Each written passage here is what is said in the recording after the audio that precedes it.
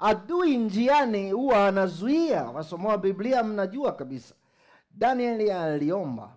Alipoomba, shetani alizuia maombi yake siku 21. Na hakuna maombi ambayo ndani yake hapo na sadaka. Mimi naamini hata Daniel alipokuwa anafanya yale maombi mwanzoni kabisa alikuwa alishatoa sadaka. Sasa angalia, shetani alizuia. Ni kwa nini ulimwengu wa roho ulishughulika kweli kuachilia lazima huyu majibu yaliyozuiliwa lazima ayapate yale majibu yake. Utakuja kugundua mfumo wa maombi aliyoomba na kile kitu alichokuwa anakipeleka kule kwa Baba mbinguni kilipelekea msaada wa kuhakikisha maombi ya huyu mtu na kile anachokihitaji lazima kimfikie. Naona mnaanza kunielewa sasa. Ukitoa sadaka, shetani anaipinga, anaizuia. Mwingine anasema, kwa nini asije tu yeye mwenyewe? Mungu amejitengenezea utaratibu. Niangalieni usoni. Mungu amejitengenezea utaratibu wa ajabu sana.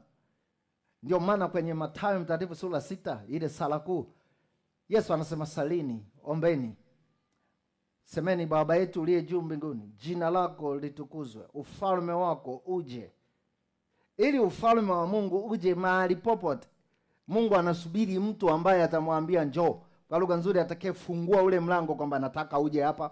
Yaani kiukweli niwaambie, Mungu anatamani aje kwako, anatamani leo aje mahali fulani. Ni mpaka wewe ufungue ule mlango kwamba nataka uje. Atakuuliza wapi? Sasa nimefungua mlango, nataka uje Chimala. Wapi? Kwenye sadaka zangu. Wapi? Kwenye mtaa kule. Wapi? Eneo fulani. Amjesoma Biblia kwamba ufalme wa mbinguni unaweza kutoka kwenye taifa kwenye taifa. Maandiko yanasema, Yesu anasema hivi, ufalme wa Mungu utaondolewa kutoka kwenye taifa lenu, utaenda kupelekwa kwenye taifa lingine. Kumbe sisi kama Watanzania tunaweza tukafungua mlango wa ufalme wa Mungu uje huku. Ufunguo utakaotumika ni ufunguo upi? Ni maombi. Unanisikia? Niangalie usoni. Unanisikia? Ngoja nijaribu tena.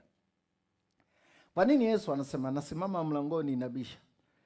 Mtu akisikia sauti kifungua nitaingia. Kwa nini asiingie tu? Yesu haingii tu.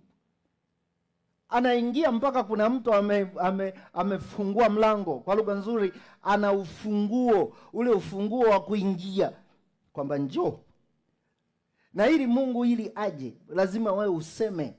Kwenye kitabu cha Ufunuo Yohana sura ile ya 19, Biblia inatufundisha 21 inatufundisha, inasema wazi kabisa, inasema hivi, inasema bibi harusi na aseme njoo. Bibi harusi ni mimi na wewe. Ili Mungu aje mahali fulani, lazima wewe useme njoo. Useme wewe njoo. Bibi harusi ni sisi. Anasema lazima mseme njoo. Kwa maana hiyo, kama mimi nataka Mungu aje maeneo fulani, mimi nikimfungulia mlango njoo, atakuja.